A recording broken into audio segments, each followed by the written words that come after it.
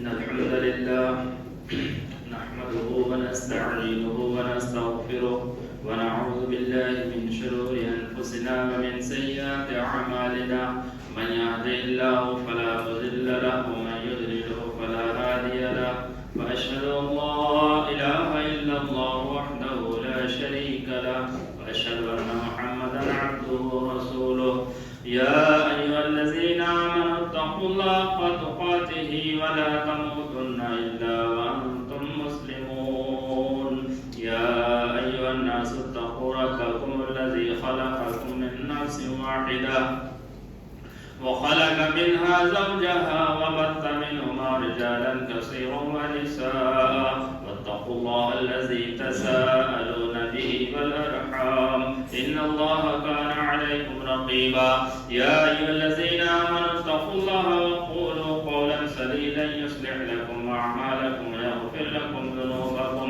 ومن يطع الله ورسوله فقد فاز فوزا عظيما أما بعد فإن خير الحديث كتاب الله وخير الهدي هدي محمد صلى الله عليه وسلم شر الأمور محدثاتها وكل محدثة بدعة وكل بدعة ضلالة وكل ضلالة في النار أعوذ بالله من الشيطان الرجيم بسم الله الرحمن الرحيم إن الذين قالوا ربنا الله ثم استقاموا تتنزل عليهم الملائكة ألا تخافوا ولا تحزنوا وأبشروا بالجنة التي كنتم توعدون نحن أولياؤكم في الحياة الدنيا وفي الآخرة ولكم فيها ما تشتهي أنفسكم ولكم فيها ما تدعون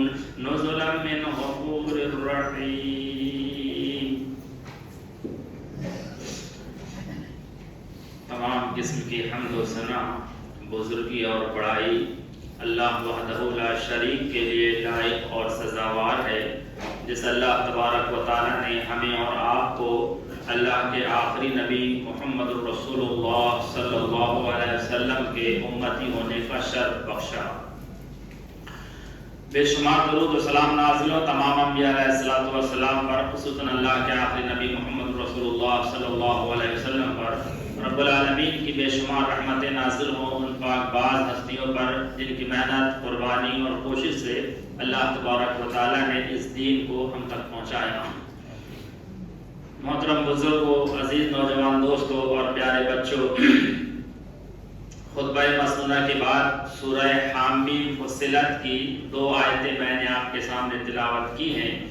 سب سے پہلے ان آیات کا ترجمہ ذہن نشین ہو جائے، قبل اس کے کہ قرآن مجید کی اس آیت کا ترجمہ آپ کے سامنے پیش کیا جائے، مصلیان سے درخواست ہے کہ پہلے اگلی صفحوں کو پورا کر لیجئے، اس لیے کہ بیچ میں جگہ خالی ہے اور پیچھے بیٹھے ہوئے ہیں تو آنے والوں کے لیے بعد میں دقت نہ ہو، اس لیے آپ آگے آ جائیے، پہلے اگلی صفحوں کو پور کیجئے، اس کے بعد پھر دوسرے لوگ بیٹھیں گے۔ اور یہ طریقہ ہے، اللہ تعالی ہم سب لوگوں کی حاضری کو قبول فرمائے۔ اللہ تبارک و تعالی نے اس آیت میں کچھ مخصوص وعدے کیے ہیں مخصوص لوگوں سے، اور وعدے اتنے عظیم وعدے ہیں کہ ان وعدوں کو پورا کرنا اور اس کو حاصل کرنا، اس کے حصول کے لیے انسان اپنی پوری زندگی کو بھی کھپا دے تو بھی کم ہے، اتنے عظیم وعدے کیے اللہ تبارک و تعالی نے۔ وعدے کیا ہیں؟ اللہ تعالیٰ نے فرمایا کہ بے شک جن لوگوں نے کہا کہ ہمارا پروردگار اللہ رب العالمین ہے، پھر وہ اس پر جم گئے، تو ایسے لوگوں پر اللہ تعالیٰ کی طرف سے فرشتوں کا نزول ہوتا ہے، اور وہ فرشتے ان کو خوشخبری سناتے ہیں اور کہتے ہیں خوف مت کھاؤ، اللہ تخافوا ولا تحزنوا، نہ تمہیں خوف کھانے کی ضرورت ہے اور نہ تم کو غم کرنے کی ضرورت ہے۔ دنیاوی زندگی میں بھی ہم تمہارے دوست ہیں اور اخروی زندگی میں بھی ہم تمہارے دوست رہیں گے، اور تمہیں اس جنت کی بشارت ہے جس جنت کو تم سے تمہارے پروردگار نے وعدہ کیا ہے۔ یہ مہمان نوازی کے طور پر ہے تمہارے پروردگار کی جانب سے. یہ آیت کا مختصر سا ترجمہ ہے. اسی مناسبت سے آج کے اس مختصر سے وقت میں انشاءاللہ جس عنوان کے تحت دنیا اور آخرت کا سب سے اہم اور عظیم عنوان جس کے تعلق سے گفتگو کرنی ہے وہ ہے استقامت. استقامت کسے کہتے ہیں؟ استقامت اختیار کرنے والوں کی نشانی کیا ہے؟ اور استقامت اختیار کرنے والوں پر اللہ تبارک و تعالیٰ کے انعامات دنیا میں اور آخرت میں کیا ہونے والے ہیں؟ ان تین بنیادی چیزوں پر انشاءاللہ گفتگو ہوگی.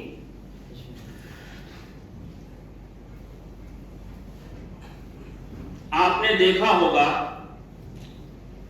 کہ ایک انسان نیک بن گیا، کوئی تقریر سنا، کوئی واعظ سنا، کوئی پروگرام سنا، قرآن اور سنت کی بات اس کے دل میں بیٹھ گئی.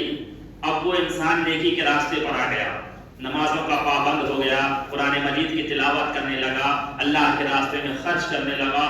جتنی نیکی اس انسان سے ہو سکتی ہے وہ اپنی زندگی میں کرنے لگا. دنیا سمجھ رہی ہے، دنیا سمجھتی ہے کہ یہ بہت بڑا نیک انسان ہے.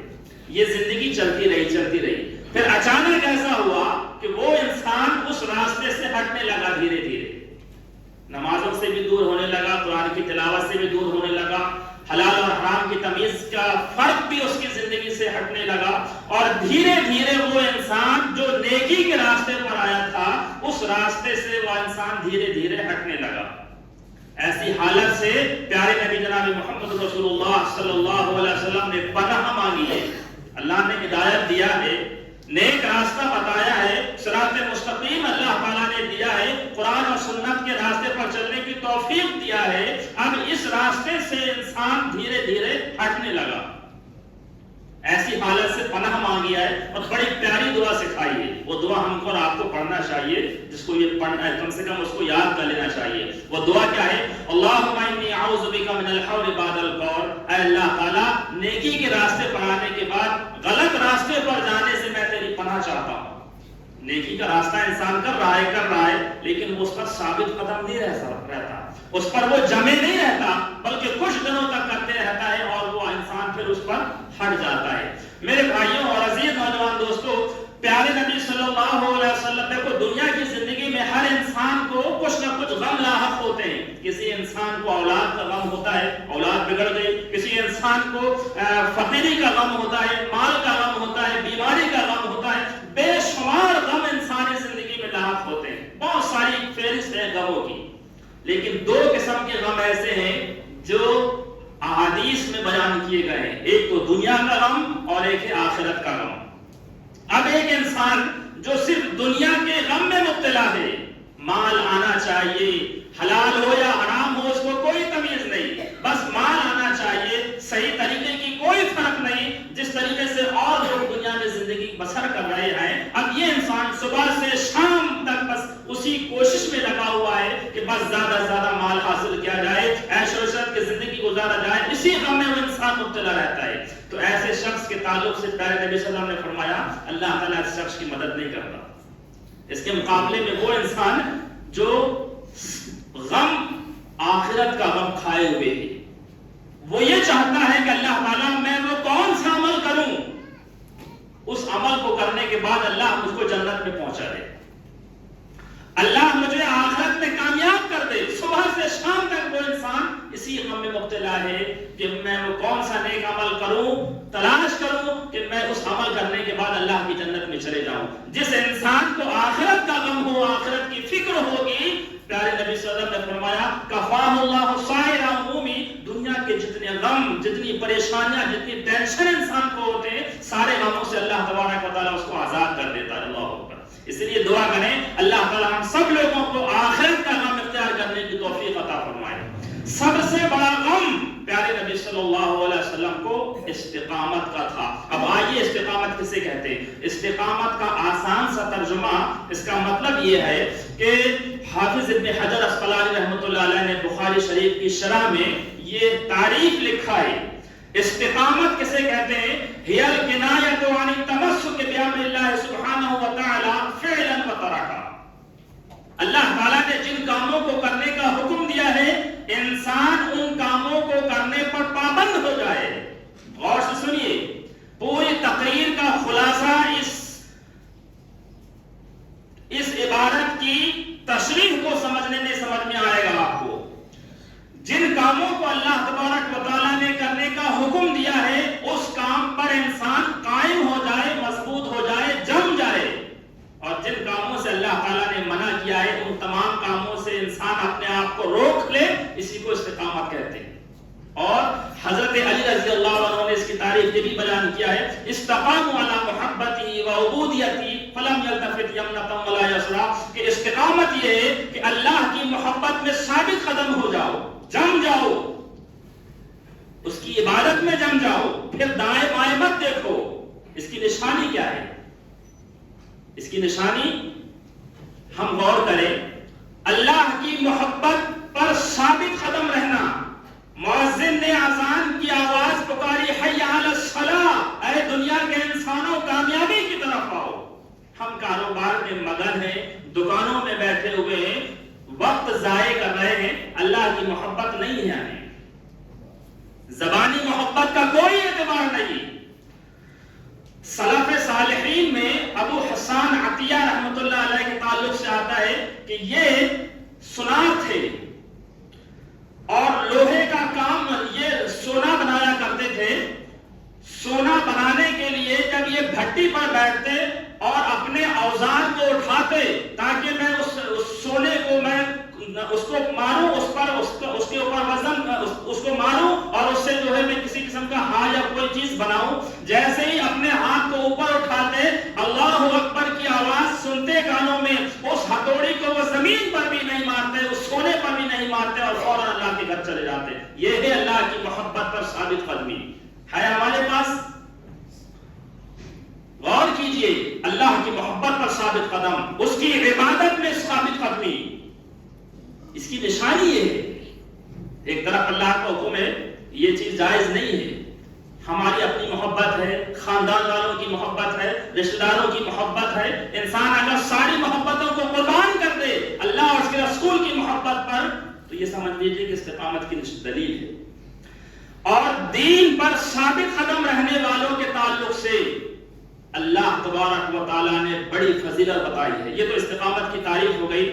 اب آئیے استقامت اختیار کرنے والوں پر دنیا میں اللہ تعالیٰ کی طرف سے انعام کیا ملتا ہے، جو دین پر جمے رہتے ہیں، اللہ کی عبادت پر ثابت قدم رہتے ہیں. دیکھیے، ایک بات یہ ہوتی ہے کہ آدمی نیکی کرے.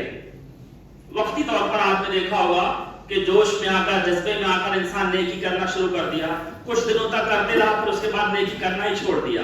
ایسے عمل کی اللہ تعالیٰ کو ضرورت نہیں ہے، بلکہ حدیث میں کہا گیا احب الاعمال الی اللہ ما دام علیہ صاحبہ. اللہ تعالیٰ کے نزدیک وہ عمل پسندیدہ ہے جو تھوڑا کیا جائے لیکن مسلسل کیا جائے، زندگی کے آخری سانس تک انسان اس پر عمل کرتے رہے. یہ عمل اللہ تعالیٰ کو بہت پسند ہے. وقتی طور پر نیکی کرنے کی مثال کیسی ہے؟ حدیث میں ترمذی کی روایت ہے، حضرت عبداللہ بن عمرو بن عاص رضی اللہ عنہ کو پیارے نبی صلی اللہ علیہ وسلم نے فرمایا، یا عبداللہ لا تکن مثل فلان کان یقوم اللیل. اے عبداللہ بن عمرو بن عاص، تم ایسے مت ہو جانا کہ ایک انسان تہجد کی نماز پڑھنے کے لیے کھڑا ہوا، کچھ دنوں تک پڑھتے رہا، پھر اس کے بعد اس نے پڑھنا ہی چھوڑ دیا. ایسے عمل کی ضرورت اللہ تعالیٰ کو نہیں ہے. اس کے مقابلے میں وہ عمل جو تھوڑا کیا جائے لیکن مسلسل کیا جائے، ہمیشگی اختیار کیا جائے، اس پر ثابت قدم رہے اس عمل پر، تو یہ عمل اللہ تعالیٰ کے نزدیک بہت پسندیدہ ہے. اس کی مثال کیا ہے؟ بخاری شریف کی روایت ہے. حضرت ابو ہریرہ رضی اللہ عنہ فرماتے ہیں، اوصانی خلیل صلی اللہ علیہ وسلم بثلاث، میرے خلیل محمد رسول اللہ صلی اللہ علیہ وسلم نے 3 باتوں کی مجھے نصیحت کیا. ان 3 باتوں میں سے پہلی بات یہ آپ نے فرمائی کہ اے ابو ہریرہ، عربی مہینے کے 3 روزے 13، 14 اور 15 تاریخ جس کو ایام 20 کے روزے کہا جاتا ہے، ان روزوں کو رکھا کرو، نفل روزے. اور سونے سے پہلے وتر کی نماز پڑھ لیا کرو، اور چاشت کی نماز پڑھنا کبھی بھی مت چھوڑنا. حضرت ابو ہریرہ فرماتے ہیں کہ میں نے جب سے یہ سنا پیارے نبی صلی اللہ علیہ وسلم کی नसीहतों पर मैं अमल करते रहा। मालूम क्या हुआ?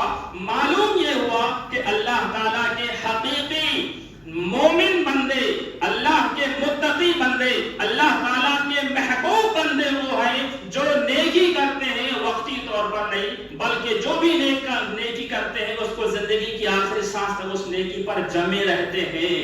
अल्लाह ताला हम सब लोगों को इसमें शामिल फरमाए। और ऐसे ही लोगों पर अल्लाह रब्बुल आलमीन की तरफ से फरिश्तों का नुज़ूल होता है, जो आयत मैंने आपके सामने पढ़ी है। बेशक जिन लोगों ने कहा कि हमारा परवरदिगार अल्लाह रब्बुल आलमीन है, फिर वो उस पर जम गए,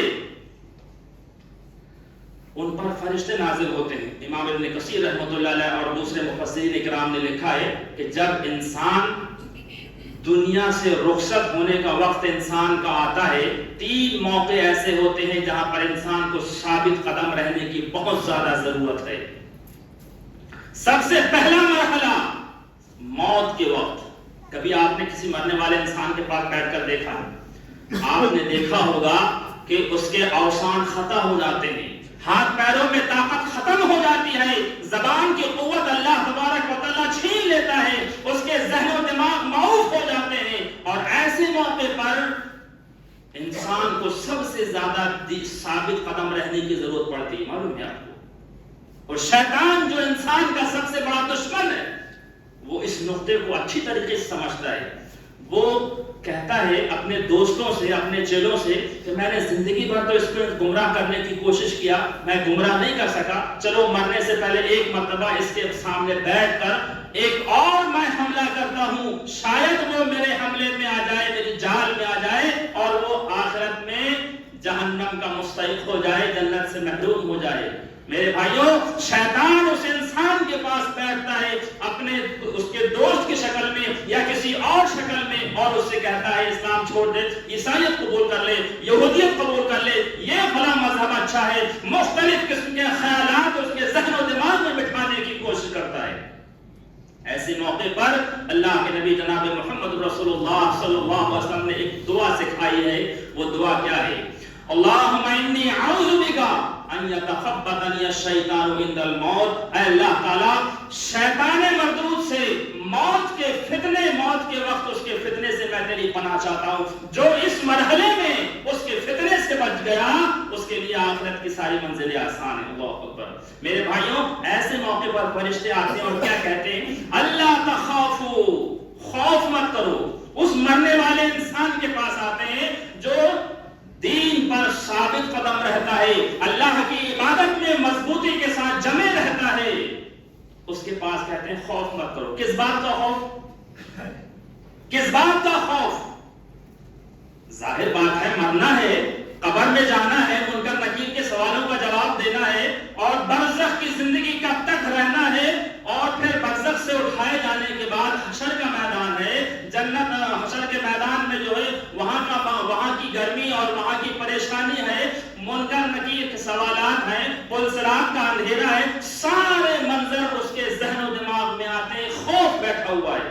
फरिश्ते उसके खौफ को हल्का कर देते हैं और कहते हैं अल्लाह तखाफू, खौफ करने की जरूरत नहीं है। और दूसरे अल्फाज कहते हैं वला तहज़नू, तुमको गम करने की भी जरूरत नहीं, क्योंकि तुम दुनिया छोड़कर जा रहे हो, तुम्हारे बीवी बच्चे रिश्तेदार दोस्त अहबाब तुम्हारा कारोबार सबकी हिफाजत का जिम्मा अल्लाह ताला ने लिया है। अल्लाहु अकबर। उसको बशारत सुनाते हैं। ये पहला मरहला। और दूसरा मरहला कब्र की तारीकी में, वहां पर भी अल्लाह के फरिश्ते उस मोमिन इंसान के पास आते हैं और उसको बशारत सुनाते हैं। और तीसरा मरहला जब इंसान को उठाया जाएगा हशर के मैदान में, उस परेशानी के आलम में भी अल्लाह के यही फरिश्ते उसको बशारत सुनाएंगे और कहेंगे तुम्हें खौफ खाने की जरूरत नहीं, तुमको गम करने की जरूरत नहीं। किन लोगों को? जो नेकी करते हैं, वक्ती तौर पर नहीं।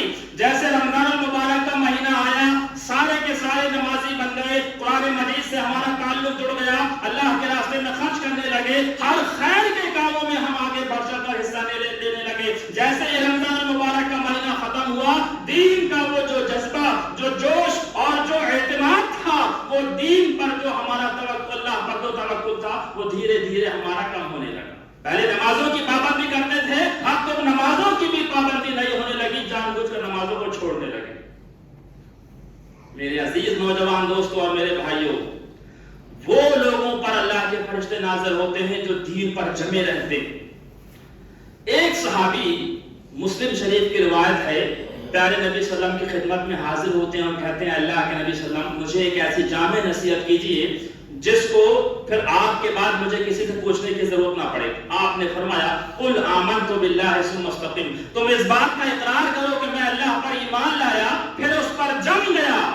میرے بھائیوں، دین پر ثابت قدم، عام طور پر آپ نے دیکھا ہوگا اسلام قبول کر لینا، کلمہ پڑھ لینا آسان ہے، آسان ہے۔ ایک انسان مسلمان ہو گیا، کلمہ پڑھ لیا، آسان ہے۔ اس کے مقابلے میں وہ شخص جو دین کے تقاضوں کو پورا کرتا ہے یہ بہت مشکل کام ہے، اور جو دین کے تقاضوں کو پورا کرتا ہے آج کے اس فتنے کے زمانے میں چاروں طرف فتنے ہی فتنے، شرک کا فتنہ، بدعت کا فتنہ، اور اسی طریقے سے گمراہیت کا فتنہ، اور بے شمار فتنے ہمارے سامنے ہیں۔ ایسے موقع پر کوئی مسلمان اگر قرآن اور سنت کے مطابق، صحیح حدیث کے مطابق اس گئے گزرے زمانے میں اگر اس پر عمل کرتا ہے، سنت رسول کے مطابق عمل کرتا ہے، تو ابن ماجہ کی روایت ہے، پیارے نبی جناب محمد رسول اللہ صلی اللہ علیہ وسلم نے فرمایا آپ صلی اللہ علیہ وسلم کے زمانے میں جیسے 50 صحابہ کرام کو جو ثواب ملتا تھا، اس گئے گزرے زمانے میں اگر سنت رسول کے مطابق کوئی آدمی اپنی زندگی گزارتا ہے تو اس کو 50 صحابی کے برابر اللہ تعالیٰ ثواب عطا فرمائے گا۔ اللہ اکبر۔ میرے بھائیوں، کوئی معمولی درجہ نہیں ہے ہمارا اور آپ کا۔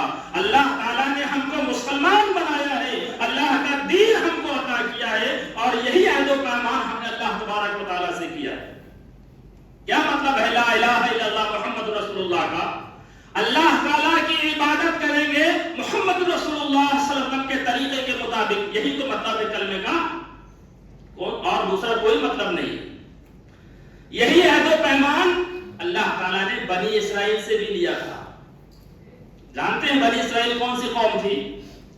پیارے نبی صلی اللہ علیہ وسلم سے پہلے جتنی قومیں، پیغمبروں کی جتنی قومیں گزری ہیں ان کو بنی اسرائیل کہا جاتا ہے۔ سارے پیغمبر پہلے بنی اسرائیل میں آیا کرتے تھے۔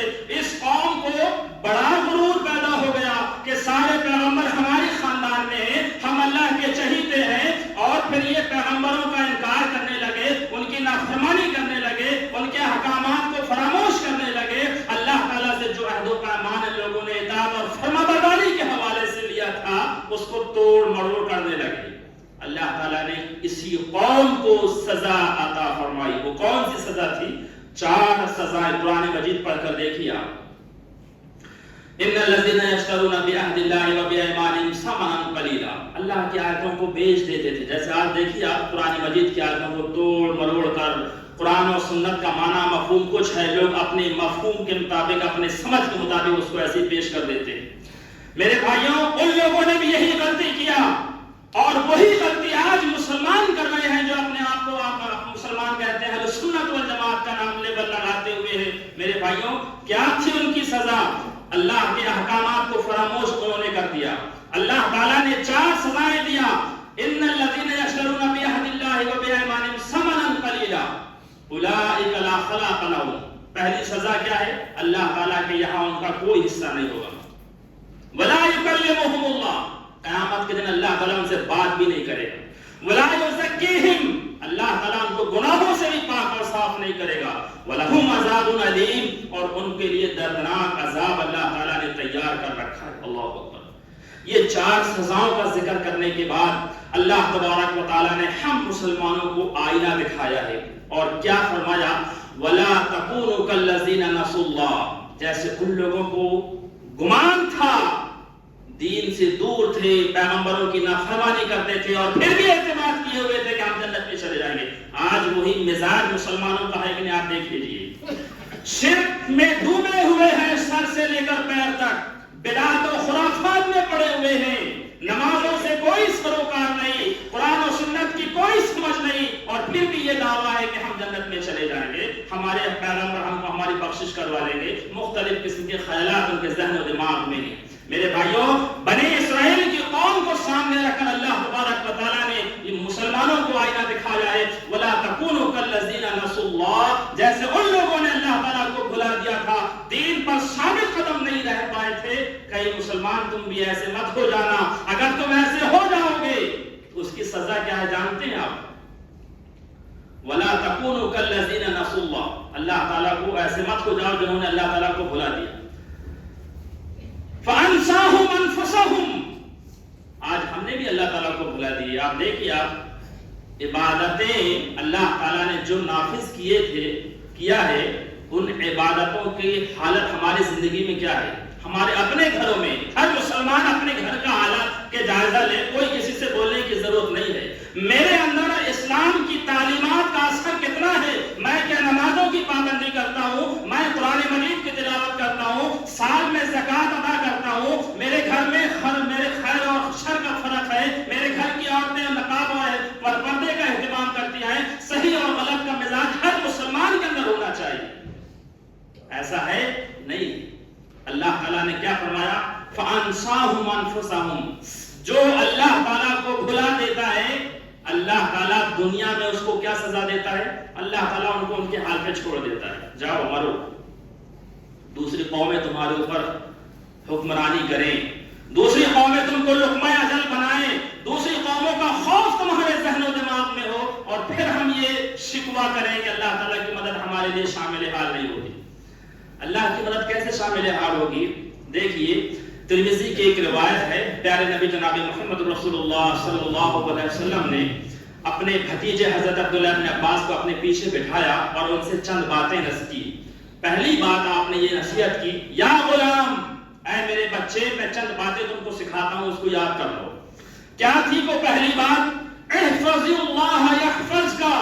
اے میرے بچے، چھوٹے بچے تھے 9-10 سال کے، اے میرے بچے ان باتوں کو یاد کر لو. احفظ اللہ یحفظک، اللہ تعالیٰ کی حفاظت کرو، اللہ تعالیٰ تمہاری حفاظت کرے گا. کیا معنی اللہ کی حفاظت کرنے کا؟ اللہ کی حفاظت کرنے کا معنی یہ ہے کہ اللہ کے احکامات کی حفاظت کرو. اللہ تعالیٰ نے جو احکامات نازل کیے ہیں ان احکامات کی حفاظت کرو، پابندی کرو، اس پر جم جاؤ، اللہ کی عبادت کرو. احفظ اللہ یحفظک تجدہ تجاہک، تم جہاں بھی پریشان ہوگے اللہ تعالیٰ تمہاری مدد کرے گا. لیکن ہمارا معاملہ کیا ہے؟ تعرف الی اللہ فی الرخاء یعرفک فی الشدہ. پیارے نبی نے فرمایا کہ جب خوشحالی آئے تو اللہ کو یاد کرو. خوشحالی میں کوئی یاد کرتا ہے؟ ذرا بینک بیلنس کیا آیا، کاروبار کیا اچھا ہوا، دنیا کی شہرت کیا ملی، اللہ کے احکامات کو فراموش کر دیا اس مسلمان نے. خوشحالی میں اللہ کو یاد کرو، پریشانی اور مصیبت آئے گی اللہ تم کو یاد کرے گا. جب پریشانی آتی ہے تو لمبی لمبی دعائیں انسان کرنے لگتا ہے. تو آپ صلی اللہ علیہ وسلم نے فرمایا احفظ اللہ، اللہ کی حفاظت کرو. آج ہم کہتے ہیں، آپ دیکھیے کس قدر ہر مسلمان اپنے اپنے طور پر پریشان ہے، خارجی طور پر بھی، داخلی طور پر بھی، دوسروں کے رحم و کرم پر زندگی گزار رہے ہیں، اور دوسری قومیں ہمارے اوپر جو ہے کسی طریقے سے لقمہ اجل بنانے کی فکر اور کوشش کر رہی ہے. اور ہم سوچتے ہیں کہ اللہ کی مدد شامل حال ہوگی. کیسے اللہ کی مدد شامل حال ہوگی؟ ہمارے اعمال میرے بھائیوں اتنا قرآن اور سنت سے ہٹ گئے ہیں، اللہ کے دین سے ہٹ گئے ہیں، اللہ کی عبادتوں سے ہٹ گئے ہیں. شاعر کہتا ہے تیرے اعمال سے ہے تیرا پریشان ہونا. یہ جو پریشانیاں، مصیبتیں، یہ وبائیں، یہ عذاب اور یہ مالوں کی تنگی اور یہ مال کی کمی اور مختلف بیماریوں کے جو انبار لگے ہوئے ہیں، اس کی اصل وجہ کیا ہے؟ یہ ہمارے اپنے اعمال کی وجہ سے. آج آپ دیکھ لیجئے، ایک مسلمان جب دوسرے مسلمان سے یا کسی انسان سے اگر کاروبار کرنے کی کوشش کرتا ہے، کاروبار کرتا ہے، تو وہ ڈرتا ہے کہ کہیں ایسا نہ ہو کہ دھوکہ دے، ہمارا مال نہ ہڑپ کر جائے. اور یہ مسلمان غیروں سے جو ہے سودا اور کاروبار کرنے کو ترجیح دیتے ہیں. میرے عزیز نوجوان دوستو، ہماری زندگی کیا تھی؟ ہم اللہ کا انتخاب ہیں، اللہ تعالیٰ نے ہم کو چنا ہے دوسری قوموں کے لیے، اور ہماری یہ حالت ہوگی. شاعر کہتا ہے تیرے اعمال سے ہے تیرا پریشان ہونا، ورنہ مشکل نہیں مشکل کا آسان ہونا. ساری دنیا پر حکومت ہو تیری ہے مسلم، تو سمجھ جائے اگر اپنا مسلمان ہونا. میرے بھائیوں، اللہ تعالیٰ اپنے مومن بندوں کی مدد کرتا ہے، ان مومن بندوں کی جو دین پر جمے رہتے ہیں. حالات کچھ بھی ہو جائیں، ماحول کچھ بھی ہو جائے، دنیا کے خزانے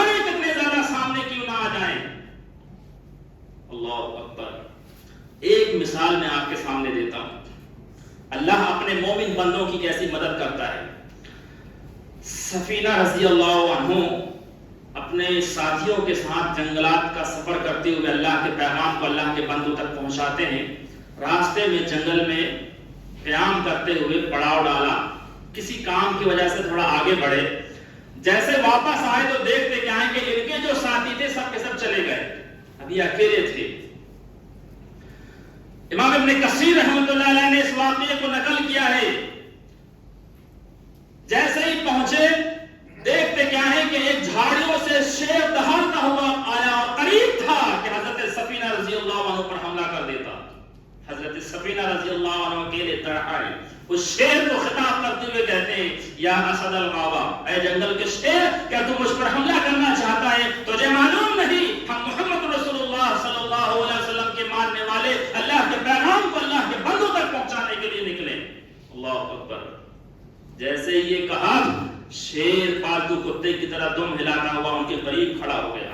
जब ये चलने लगे तो शेर भी साथ साथ चलने लगा। क्यों? ताकि जंगल का कोई दूसरा जंगली जानवर इनको नुकसान ना पहुंचा सके। अल्लाह अकबर। ऐसे अल्लाह ताला अपने बंदों की मदद करता है।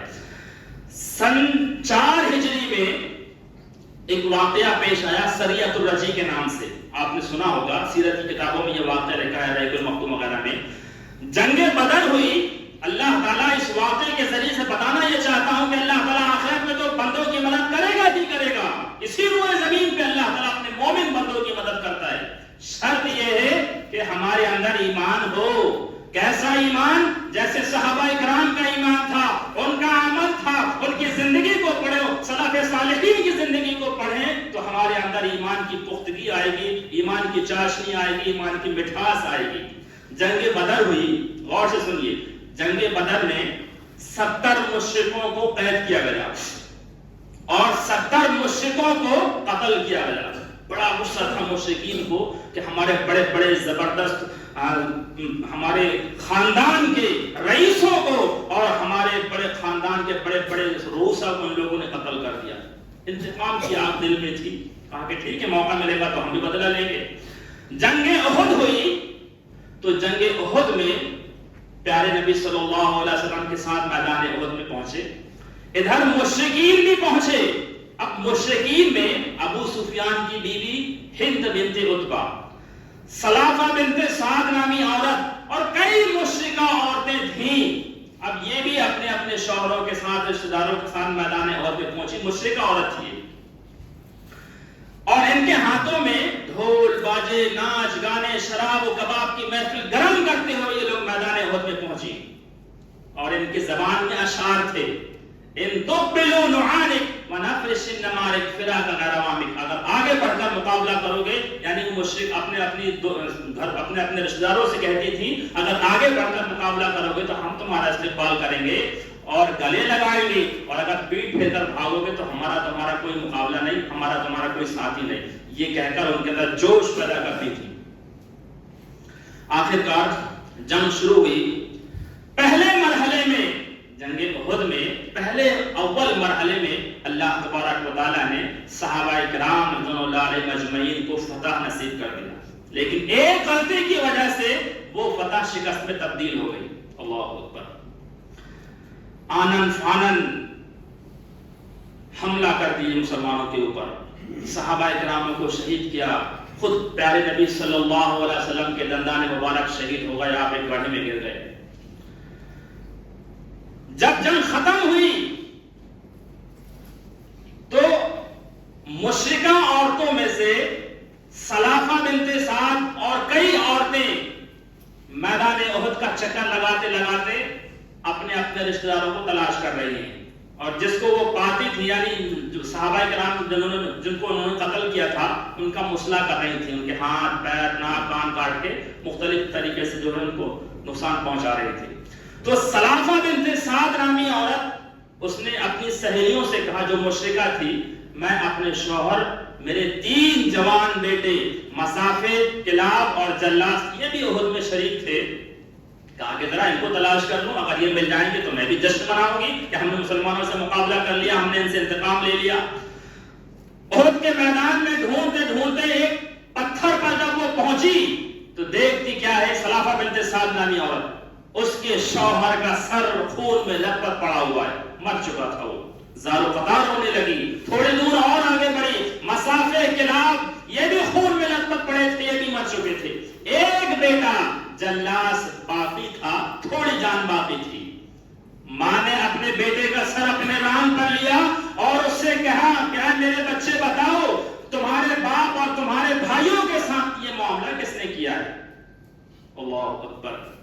اس نے کہا، تھوڑی جان تھی، کہا کہ امی جان عاصم بن ثابت نامی نوجوان نے یہ کیا ہے، ہم کو قتل کیا ہے، ہمارے باپ کو اور ہمارے بھائیوں کو، اور مجھے بھی اس نے مارا ہے۔ نوجوان صحابی تھے، یہ کہہ کر اس کی بھی جان چلی گئی۔ اب اسی احد کے میدان میں کھڑے ہو کر سلافہ بنت سعد نامی عورت بلند آواز سے سارے قریش کو خطاب کرتے ہوئے کہتی ہے، اے قریش کے لوگوں، لات اور عزا کی قسم، جو اس وقت کے بت تھے اس کی قسم اس نے کھائی، کہا لات اور عزا کی قسم میں اس وقت تک روتے رہوں گی جب تک کہ تم قریش کے لوگ عاصم بن ثابت نامی نوجوان کا سر میرے قدموں میں لا کر نہ رکھو، اور جو کوئی اس کا سر میرے پاس لے کر آئے گا میں اس کو درہم و دینار سے مالا مال کر دوں گی۔ اور اس نے یہ بھی نظر مانی کہ جو اس کا سر میرے پاس لے کر آئے گا اس کے سر کی کھوپڑی کھول کر میں شراب نوش کروں گی تاکہ اس کے ذریعے سے میں اپنے شوہر اور میرے 3 جوان بیٹوں کا انتقام لے لوں تاکہ میرے دل کو تھوڑی ٹھنڈک ملے۔ اللہ اکبر۔ یہ کہہ کر اس نے اعلان کر دیا۔ پیارے نبی صلی اللہ علیہ وسلم مدینہ آ گئے، مکہ میں مشرکین چلے گئے۔ سن 4 ہجری میں عزل اور قارا کے کچھ لوگ پیارے نبی صلی اللہ علیہ وسلم کے پاس پہنچے اور کہا کہ اللہ کے رسول، ہمارے قوم کے کچھ لوگ مسلمان ہوئے ہیں، ان کی دعوت و تبلیغ کے لیے، ان کی تربیت کے لیے کچھ لوگوں کو پہنچائیے۔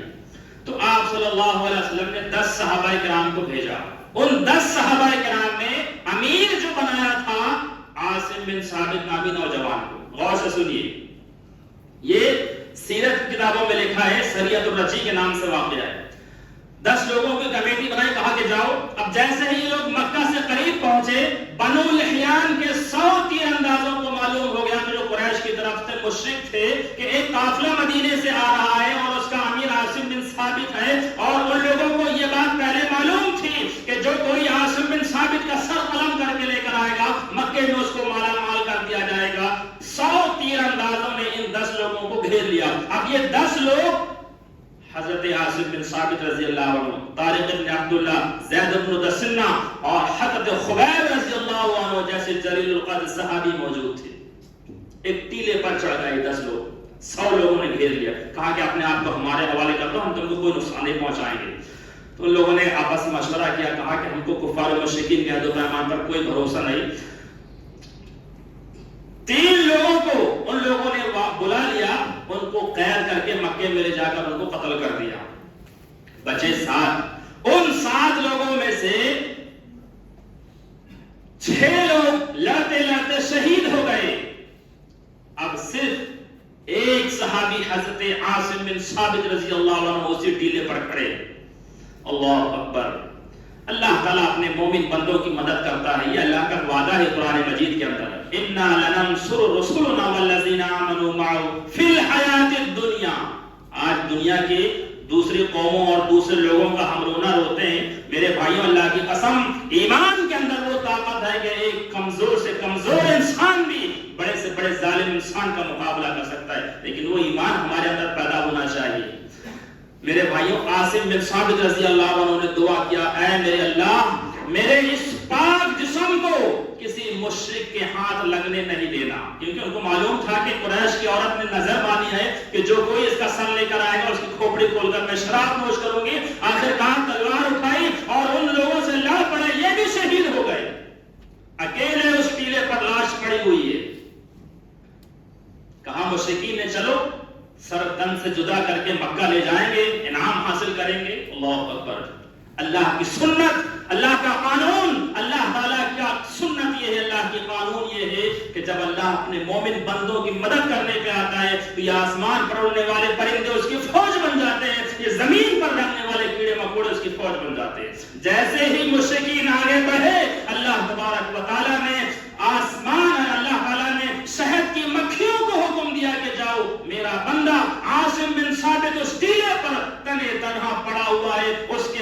کی حفاظت کرو. چاروں طرف سے شہد کی مکھیاں آئیں اور حضرت عاصم بن ثابت رضی اللہ عنہ کے جسم مبارک کے پاس پہرا دینے لگے. اللہ اکبر. جیسے کوئی مشرک آگے بڑھتا فوراً ڈنک مارتے سب کے ساتھ پیچھے ہٹ جاتے. صبح سے شام ہو گئی, کسی کی مجال نہیں ہے کہ حضرت عاصم رضی اللہ عنہ کے پاس پہنچ جائے. آخر ان میں سے کسی نے کہا کہ شام ہونے دو, جب شام ہو جائے گی تو ہم خود بخود اندھیرے میں جو ہے اپنا کام کریں گے. جب شام ہوئی اللہ تعالیٰ نے ایسی بارش نازل فرمایا, ایسی بارش نازل فرمایا, اس پانی کے ذریعے سے ندی نالے اور سیلاب کی کیفیت طاری ہو گئی. اللہ تعالیٰ نے حضرت عاصم بن ثابت رضی اللہ عنہ کے جسم مبارک کو اس مقام تک پہنچا دیا جہاں پر اللہ تعالیٰ کو پہنچانا تھا. اللہ اکبر.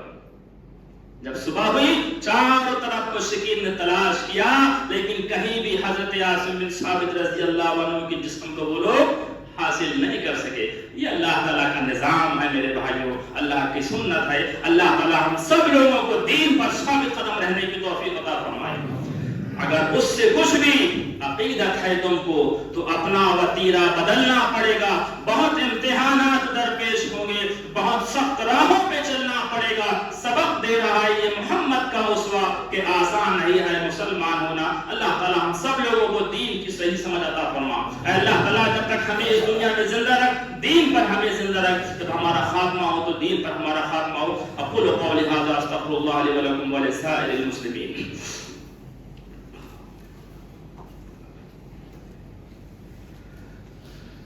إن الحمد لله نحمده ونستعينه ونستغفره ونعوذ بالله من شرور أنفسنا ومن سيئات أعمالنا. من يهد الله فلا مضل له ومن يضلل فلا هادي له. وأشهد أن لا إله إلا الله وحده لا شريك له وأشهد أن محمدا عبده ورسوله. محترم حضرات, الحمدللہ مدھیہ پردیش سیونی یہ ناگپور سے 150 کلومیٹر کے فاصلے پر ایک شہر ہے اور الحمدللہ اس شہر میں ایک ادارہ ہے مدرسہ فیض العلوم جو 1964 سے دعوت و تبلیغ کا کام انجام دے رہا ہے. اللہ کے بندے اللہ کے دین کو پڑھتے ہیں, سمجھتے ہیں اور اللہ کے بندوں تک دین کا پیغام پہنچاتے ہیں. یہ دین کے قلعے ہیں, ان کی حفاظت کرنا, ان کو مضبوط کرنا ہماری اور آپ کی اخلاقی اور دینی ذمہ داری ہے. یہ دین کے قلعے محفوظ ہیں تو ہم اور آپ سکون اور اطمینان سے اللہ کے گھروں میں بیٹھ کر عبادت کرتے ہیں. تمام ہی حضرات سے درخواست ہے کہ الحمدللہ شعبہ حفظ سے لے کر عالمیت اور فضیلت تک مکمل تعلیم ہوتی ہے اور الحمدللہ اس ادارے میں مولانا صفی الرحمن مبارک پوری رحمۃ اللہ علیہ جنہوں نے الرحیق المختوم سیرت کی کتاب لکھا ہے جو پوری دنیا میں فرسٹ آئی ہے, اس کتاب کے اندر اس ادارے کا انہوں نے ذکر کیا. اس ادارے میں تقریباً 5 سال تک انہوں نے خدمت بھی انجام دیا ہے چونکہ پورے اسٹیٹ میں دوسرا کوئی ادارہ نہیں ہے. الحمدللہ ہماری اور آپ کی اخلاقی اور دینی ذمہ داری ہے. اللہ تعالیٰ نے جو کچھ ہمیں دیا ہے اللہ کے دین کی سربلندی کے لیے تمام حضرات سے درخواست ہے کہ آپ اس میں زیادہ زیادہ تعاون کرتے ہوئے جائیں. اللہ تعالیٰ ہمارے اس خرچ کرنے کو قبول فرما کر ہمارے لیے ہمارے والدین کے لیے نجات کا ذریعہ بنا. ان اللہ و ملائکتہ یصلون علی النبی یا ایھا الذین آمنوا صلوا علیہ وسلموا تسلیما. اللهم صل علی محمد وعلی آل محمد کما صلیت علی ابراہیم وعلی آل ابراہیم انک حمید مجید. اللهم بارك على محمد وعلى ال محمد كما باركت على ابراهيم وعلى ال ابراهيم انك حميد مجيد. ان الله يأمر بالعدل والاحسان وايتاء ذي القربى وينهى عن الفحشاء والمنكر والبغي يعظكم لعلكم تذكرون. اذكروا الله يذكركم وادعوه يستجب لكم ولذكر الله تعالى اعلى وجل وتم.